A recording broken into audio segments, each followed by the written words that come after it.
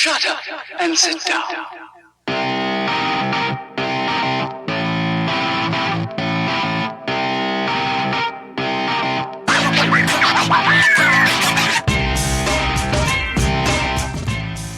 Well, hey everybody, welcome to the 2020 National Electrical Code series here on Patreon, where we talk about the National Electrical Code 2020 edition.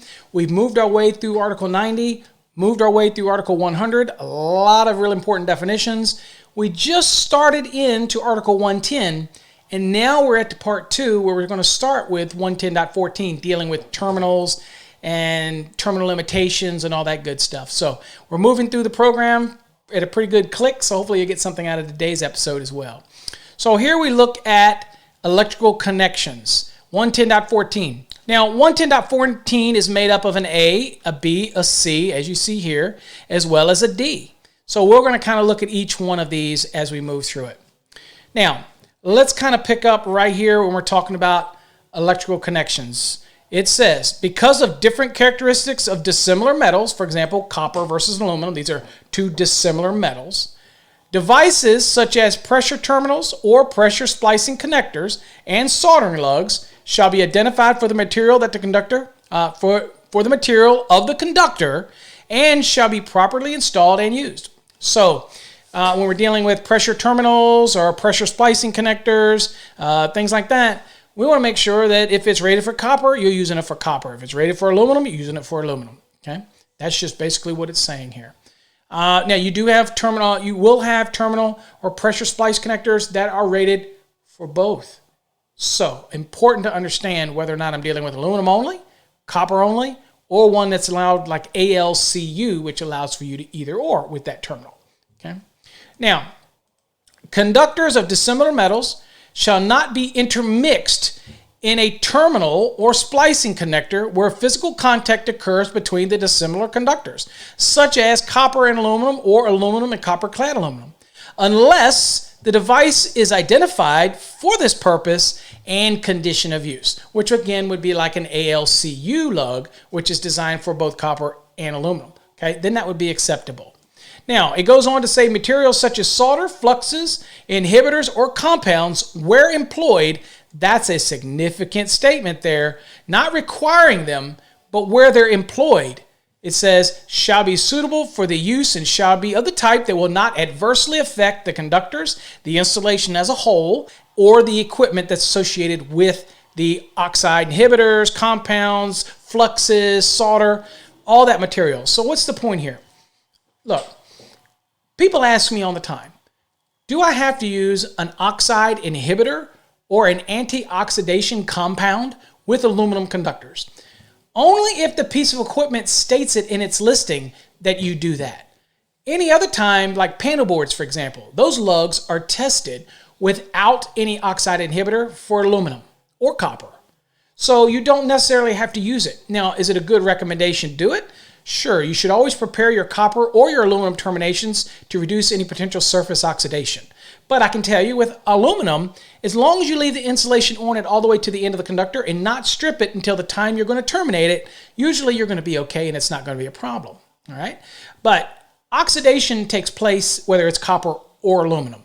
Okay, so kind of one of those things. Copper is easier to break upon termination, whereas aluminum, the oxide's a little tougher. Aluminum oxide is a little tougher to break, so you would braze it with a brass brush, kind of shiny it up, and then you make your torque. But you don't necessarily need to use any oxide inhibitor, but it's okay if you want to use it. Now, a lot of jurisdictions seem to make you do it, and that is up to the jurisdiction, but as it says right here on the screen, it says where it's employed. And unless the listing of the product requires you to use it, then it's simply optional. And only if you choose to employ it or use it do you have to make sure that it will not adversely affect the conductor, insulation, or the equipment. And that would be using the wrong type of compound. Back many, many years ago, they had oxide inhibitor compounds that were designed just for copper, and they had some that was designed just for aluminum. Now, because of how it was manufactured, you didn't want to use the aluminum product on copper and vice versa. Now today, they're pretty much all petroleum-based. They're designed to keep moisture out, keep oxygen out. And if you torque a termination properly, then it's really not going to get to that termination. But it is always a wise move to use an oxide inhibitor. And personally, you could use it on copper or aluminum. Most people tend to use it on aluminum. But again, if you torque it right, then it's not really necessary, unless the piece of equipment states that it's required. Now, a lot of inspectors will require it, and they will really not understand that 110.14, when it says where employed, means it's optional, unless, of course, the equipment's instructions require it. Next, it goes on to say, conductors and terminals for conductors more finely stranded than Class B, which is your typical building wire stranding, and Class C stranding, as shown in Chapter 9, Table 10, shall be identified for specific conductor class or classes. So in many cases, we might have more finely strand cable assemblies or conductors. And if that's the case, you want to make sure that you're using the right lug for use with these finely stranded conductors or cable assemblies. Reasoning is those strands are very small, and a normal lug, when you torque it down, could cause them to break off. And again, when you lose strands, you lose a certain amount of current carrying ability of that conductor. So it's important that you look at the lug. Now, all building wire, generally, Class B is pretty much going to be about what you're dealing with, so it's not going to be an issue for that. Or even ASTM 787, which is a unique 19 strand that replicates a compressed type of copper. That's your typical building wiring. That's not going to be a problem. You only have to worry about those really, really fine stranded conductors, and then you need to make sure that the lug is compatible for use with those finely stranded conductor cables, or conductors or cables, individual stranding, okay? Now, let's talk about 110.14a. Let's talk about some terminals. So it says, connection of conductors to terminal parts shall ensure a thoroughly good connection without damaging the conductor, and shall be made by means of pressure connector, that's such as set screws, solder lugs, or splices to flexible leads. Okay. It says connection by means of a wire binding screw or stud and nuts that have upturned lugs or the equivalent shall be permitted for 10 AWG or smaller conductors. Okay. So if you're using the wire binding screws or studs and nut assembly that are upturned lugs or equivalent to that, then it's okay in 10 gauge and smaller. Now, typically, all of your other terminations are going to be fine for your larger than 10 gauge anyway. So this is very unique to those smaller terminations that we see inside of a panel board, maybe on a bus system, that this is okay. Just say it's fine. Those are pressure or wire binding screws, but they're okay, obviously, to use it on those 10 gauge, 12 gauge, 14 gauge, not a problem. It also says terminals for more than one conductor and terminals used to connect aluminum shall be so identified. So there's two pieces in here. The first one, it tells you any terminal that I have that is designed for more than one, it needs to tell me that it's designed more than one. Now, in a panel, it's very indicative to have equipment grounding conductor terminals on a bus that allow you up to 2 of the same size, because you can torque properly on 2 conductors of the same circular mill. You couldn't torque properly if one was a 12 and one was a 14, or one was a 10 and one was a 14. It would be hard to torque it because at 14 you just never could get tight enough. But if they're the same size, then it's okay for them to bind down. But you need to make sure, and it'll tell you in a panel, or it'll tell you on a breaker if it's designed for more than one termination. Other than that, if you don't know, it's 1 terminal per termination, okay? Or 1 conductor per terminal termination. Let the piece of equipment tell you otherwise. Now, also, when using for aluminum terminations, again, make sure it's identified for the use with aluminum.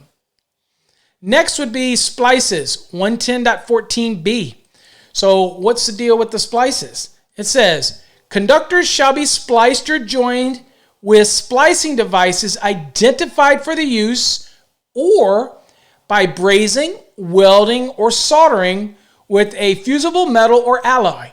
Okay, so again, the devices, splicing devices, wire binding devices, or whatnot will be identified for that purpose. Okay, many companies make them, the big reds, big yellows, big tans, whatever you got. But also, I could use brazing and welding and even soldering. Okay, and I used to solder quite a few of our connections. Now, it goes on to say, soldering splices shall first be spliced and joined so as they are mechanically and electrically secure without solder and then be soldered. So what that means is, typically in a wire binding device, which many people refer to as a wire nut, which is a trade name of Ideal, you take two individual conductors, you put them together side by side, and then you crank down the wire binding device. You don't have to pre-twist them. Okay. Well, when you're dealing with soldering, they have to hold mechanically together even before I even solder them so that they stay connected together. So I would take them and twist them. Once I twist them, they're mechanically together, and then I would solder it with a fusible metal alloy, okay, solder. And that would make it up. And then once that's done, then I would cover that connection with insulation that's equivalent to the conductor, okay? So again, certain number of layers of maybe 3M insulation, 3M tape, those type of things in order to cover that splice. But here's what it goes on to say. It says, all splices and joints and the free ends of conductors shall be covered with an insulation equivalent to that of the conductor or with an identified insulating device. Okay?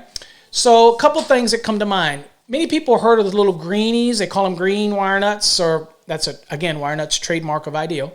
A green wire binding devices, and they got the little hole in the end so that the equipment ground comes out of that. So you could take two or three, come together, put the device on there, and then you got the one that you leave long, and that comes through, and you twist them together. Okay, well, you can only use those for an equipment ground application. Because that open hole, if you had regular hot conductors in it or even neutrals, they could become exposed. So you have to have all of that conductor material insulated. So only allowed to use the greenies with the hole in the end for an equipment ground in accordance with this rule right here. Okay, so, but that doesn't prohibit me from using reds or tans or yellows or regular wire binding devices for equipment grounds if I don't want to do the pigtail out of the end. Okay, I just can't use the green ones for hots or ungrounded conductors or even grounded neutral conductors. Don't want to do it for that. It's not listed for that. All right, now, it goes on to say, wire connectors or splicing means installed on conductors for direct burial shall be listed for direct burial use. Now, I find this one a lot. So what people do is they will actually take a wire binding device like a traditional Ideal wire nut, again, trademark of Ideal, and they will throw that in the ground. And for normal electrical systems, that is not going to work. Okay, it's going to cause moisture to get in it. It's going to break down that connection. So you need to use a wire connector or splicing device that is basically listed for that use, and that use is being stuck in a wet location. So you want to make sure you use wire binding devices or wire connectors that are designed for that application or for that specific use. Okay. All right, next thing that we'll look at is 110.14c, temperature limitations. Now, this one can get pretty heavy, so we'll make sure that we cover it in so every nuance of it you understand. Let's read the first part of it.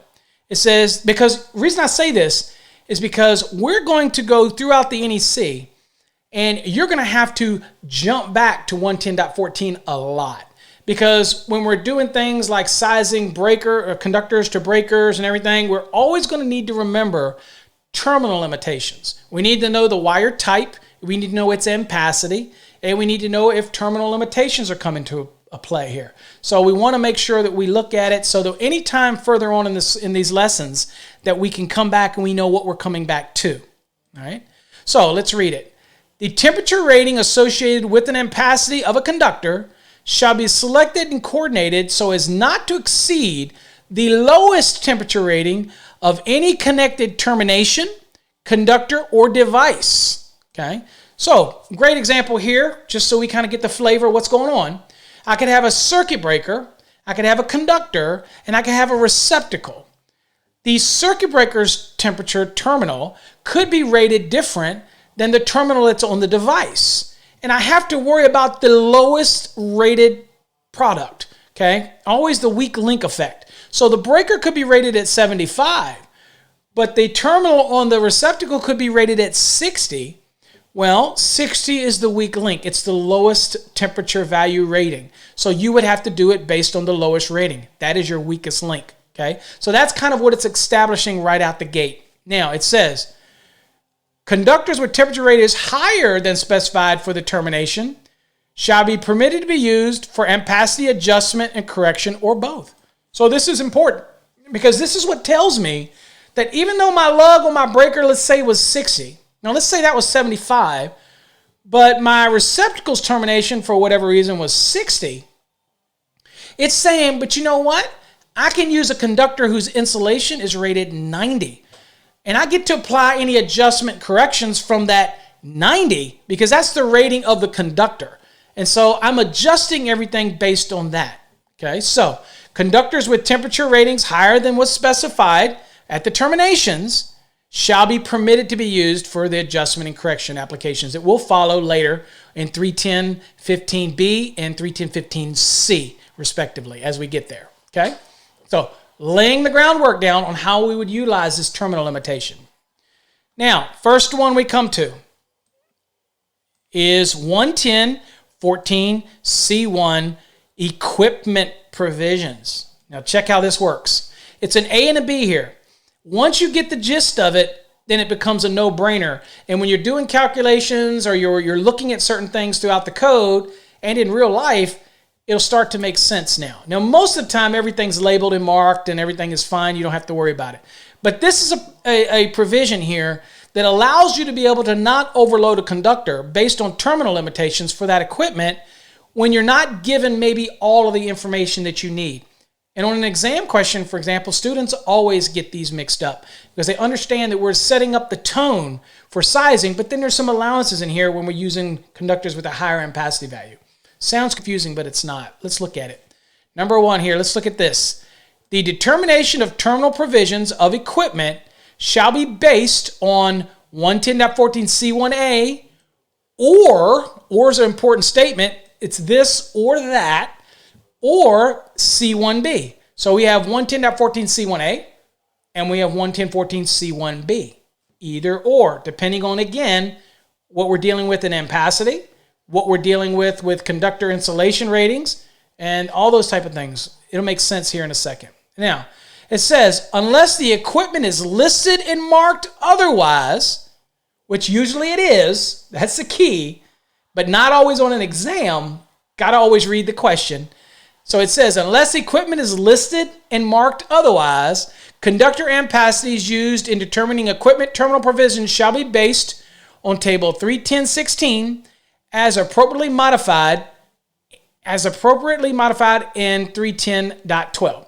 So 310.12 is the allowance what used to be 310.15b7, which is dealing with the 100 to 400 amp dwelling applications. Well, now it's in 310.12. Okay, so that's all. It's the same concept, but again, it's just allowing you to have an ampacity value that deviates from the normal table 310.16.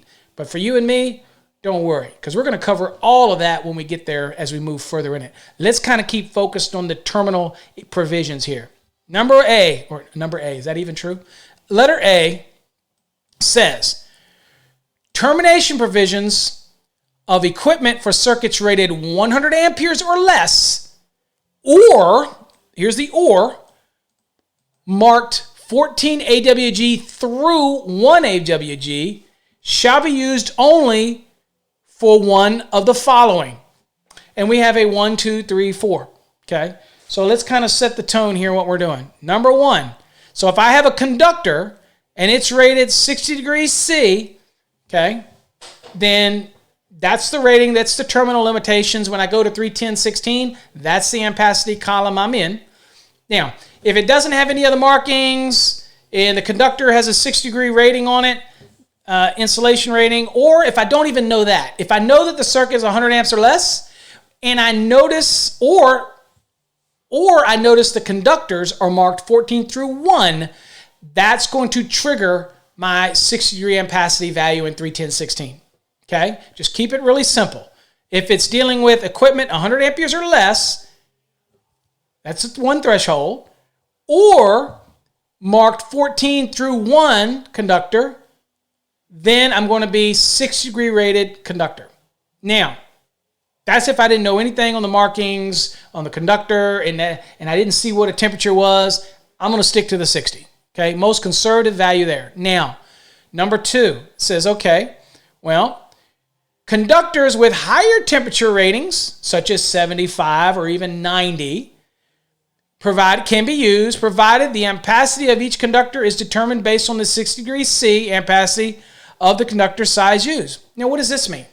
Well, remember, we're talking about terminations. So 100 amperes or less, or conductors that are 14 through 1, okay? If I'm dealing with those conductors, I can use a temperature value at the higher rating, provided the ampacity does not exceed that of the 60-degree column, okay? So I can adjust and correct, is what we're saying, from a higher value, from the 75 or even the 90, depending on the temperature rating of the conductor. But I have to remember, if it's equipment, and it is wire 14 through 1, it might not have anything but temperature ratings on it, then I can adjust and correct, but I can't exceed the values and ampacity of the 60-degree column, okay? Again, not the one that we're going to use probably the most, me and you are going to use every day, okay? So again, we're talking about equipment terminal provisions here. Now, here's number 3. This is probably what me and you are going to deal with most of the time. It says conductors with a higher temperature rating, let's say 90 degrees C, if the equipment is listed and identified for use with such conductors. So again, if my receptacle was rated 75 degrees C and my breaker is rated for 75 degrees C and my wire is rated for 75 degrees C, yes, it could be 100 amps or less, or it could be size 14 to 1, and I'm not going to be forced to use the 60 here because if everything's terminals are rated for it, my wire is rated for it, I can do it at 75 degrees C, okay? That's what this means. It also means that I could use an insulated conductor that is 90 degree rated C, and my terminals might be 75 degree rated C, but because it falls in that 14 to 1 gauge or 100 amps or less, I can ignore the 60 degree statement in item number 1, and I get to say, you know what, because those terminals are rated 75, I can use a conductor that's rated 75 or even 90 for this application. Now, the 90 is going to allow me to do adjustment and correction, but 70 is where I'm going to be, and I got to make sure I don't exceed the ampacity for that 75 degree value, okay? So I have a 90, 75, and a 60, okay? So if the conductor is rated 60, I use a 60. If it was rated 75 or 90, all I know is the equipment lugs are not rated for that, maybe they're only rated 60, then 60 is my weak link. I stay at the 60, okay? So that's what the first 2 are about. The third one's saying, I get it. I get it. You've got a conductor that has a higher temperature rating and my lugs are rated 75 or even 90. You're okay. Now, number 4. Now, remember, you never really have a 90 degree rated lug on a piece of equipment because usually there's a weak link in the equipment, like a circuit breaker. Unless they're rated for such, usually they're going to be either 60 or 75. Okay. Now, where do I ever see 90 degree rated lugs, by the way, while we're talking about it?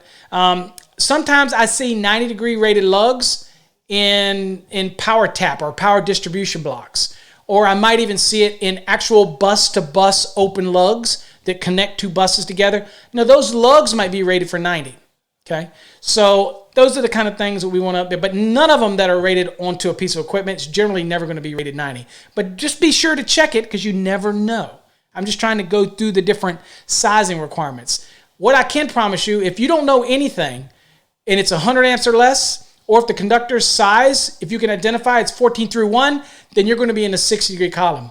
If I get an insulated conductor and I meet the other provisions here, like number 3, whereas I've got a lug that's 75, a wire that's 75, and a termination on a receptacle that's 75, then I can use a 75 even if it's 1 through 4, 14 through 1, or if it's 100 amps or less.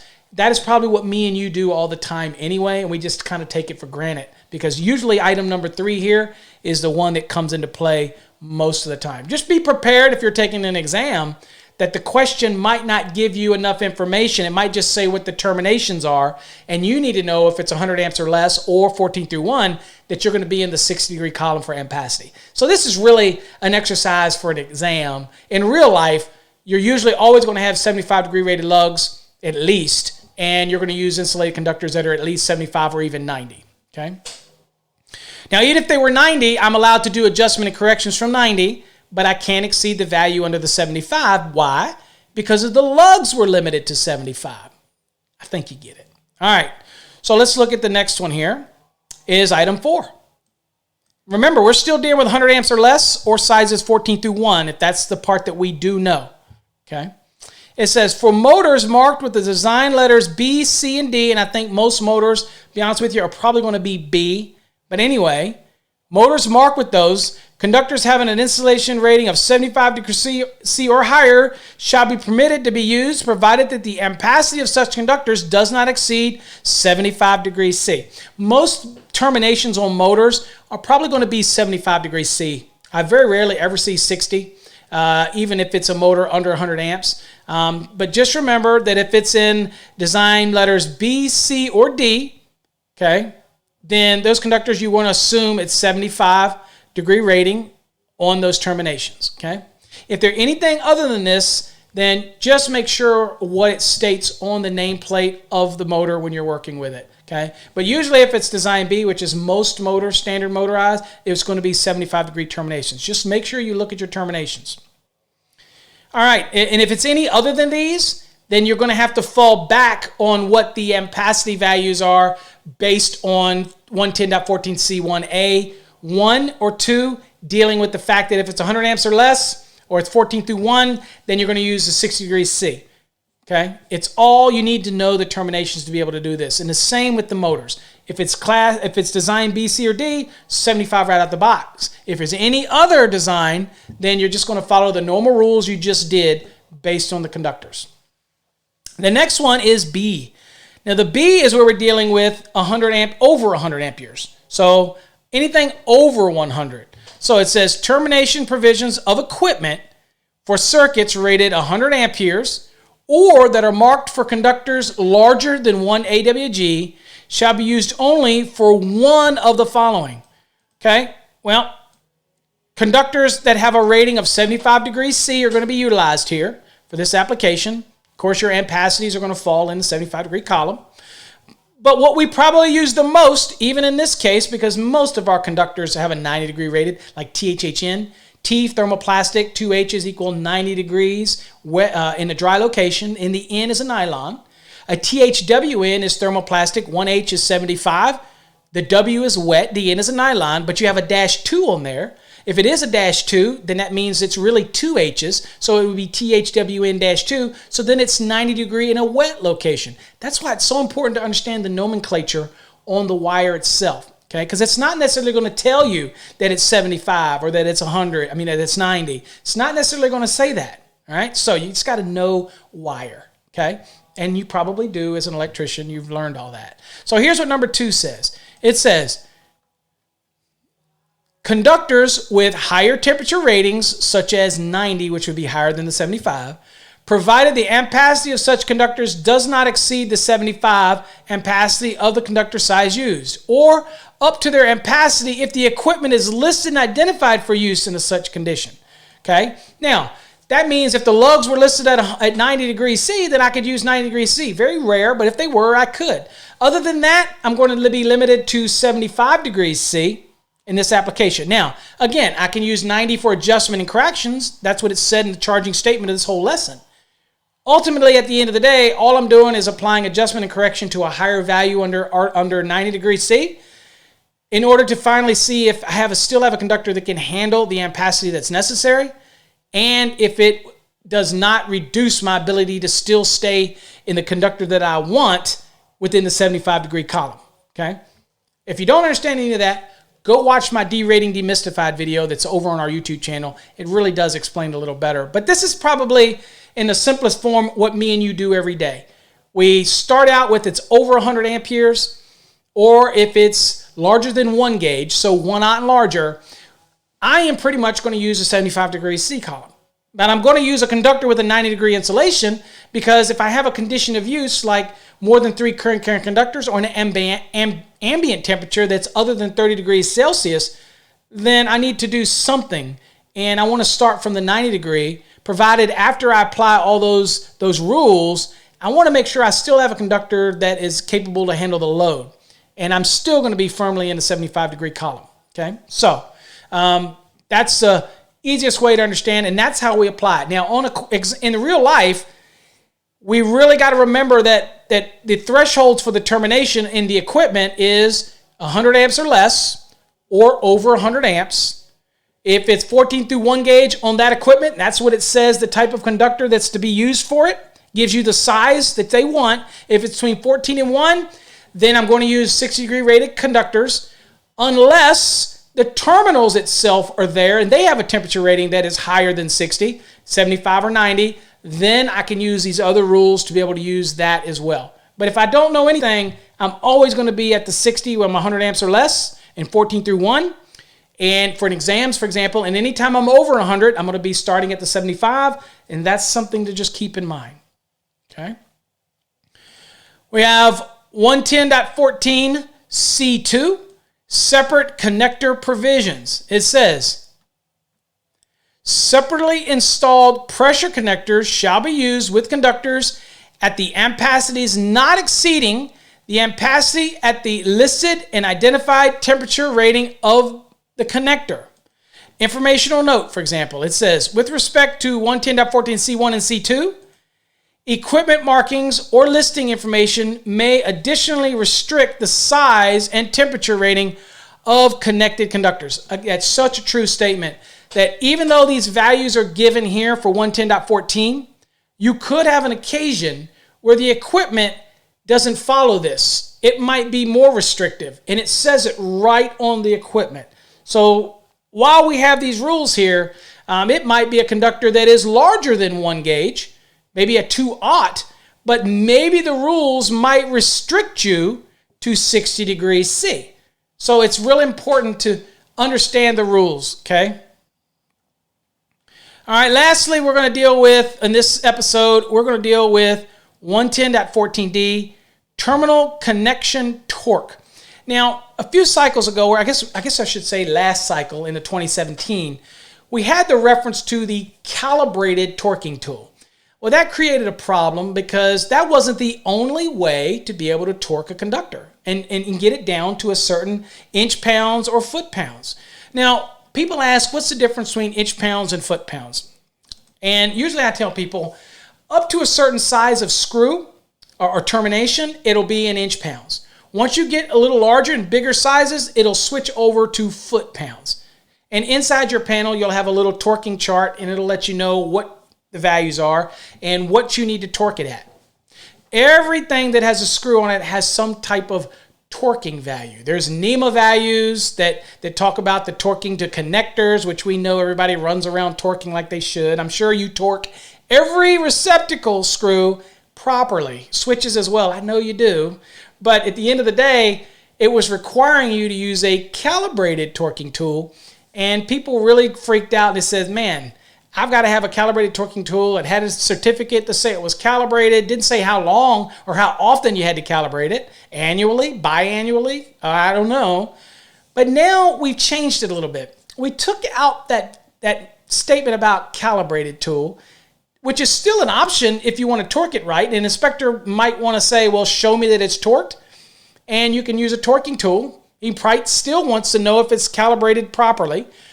But that's a choice that gets made between you and the inspector. For example, they also make little devices now that many manufacturers send with their equipment that goes between the ratchet and the actual lug, and you put it in there and you connect to it and and it goes down to a certain specific value and it breaks. It snaps off. So it's set to stop at a certain value.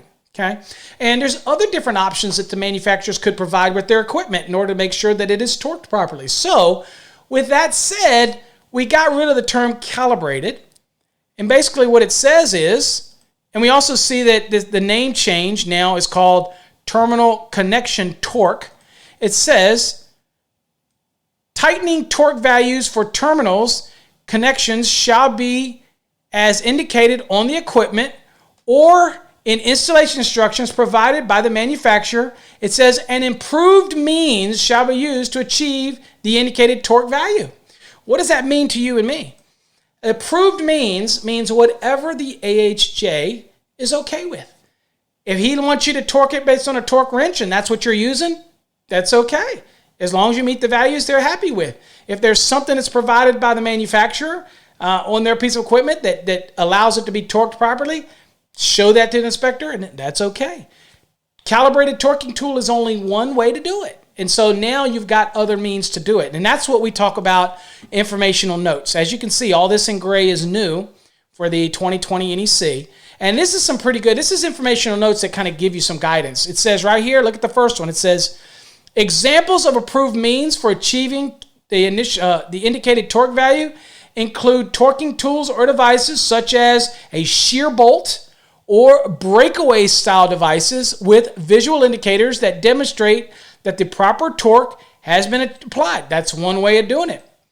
Information note number 2 says the equipment manufacturer can be contacted if the numeric torque values are not indicated on the equipment or the instructions are not available. Okay, so you can contact the manufacturer. They will give you these values. Again, be prepared to show those to the inspector. I said, but also you have Informative Annex I, which is a extraction from UL 486A, 486B. And that standard is the standard for safety wire connectors, provides torque values in the absence of a manufacturer's recommendation.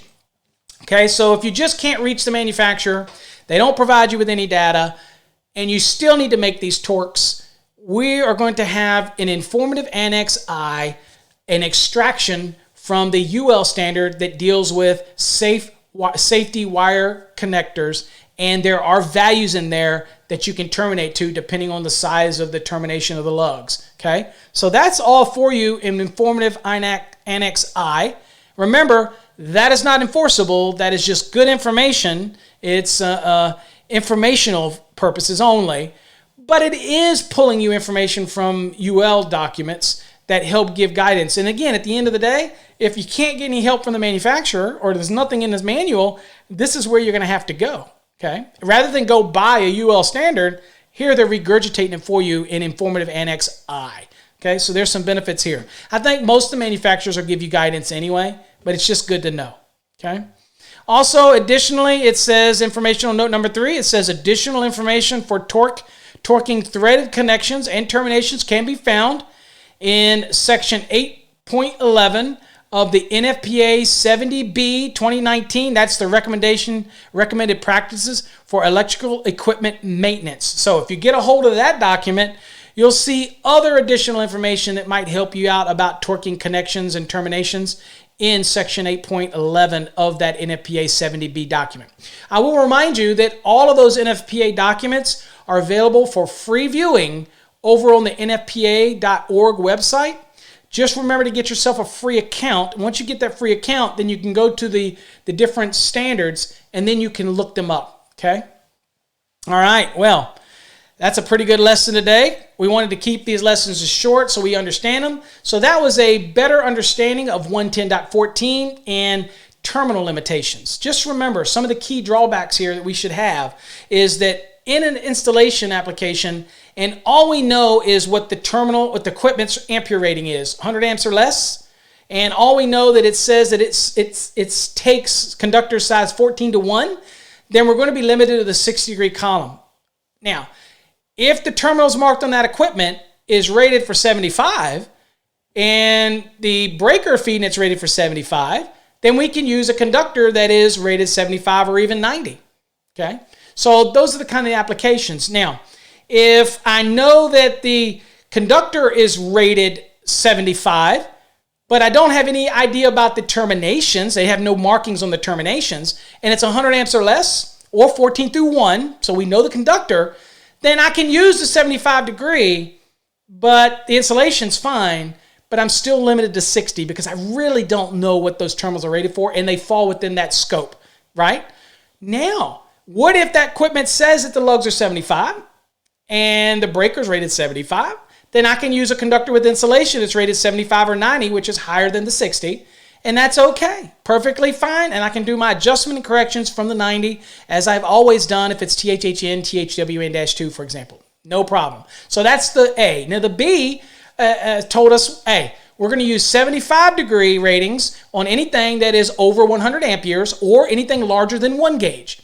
Okay, but it still allowed me to use a conductor with a 90-degree rated insulation for adjustment and corrections. Okay, but we're always going to remember the weakest link here, and that is the terminal ratings, which in our case, if they were 75-degree, I can use a 90 for adjustment and correction, but I'm still going to be limited to the ampacities to not exceed that of the 75-degree column. The only reason I use the 90 is to make sure that after those adjustment and corrections, I still got a conductor that can handle what I'm working with, the load that I'm dealing with. Okay, all right.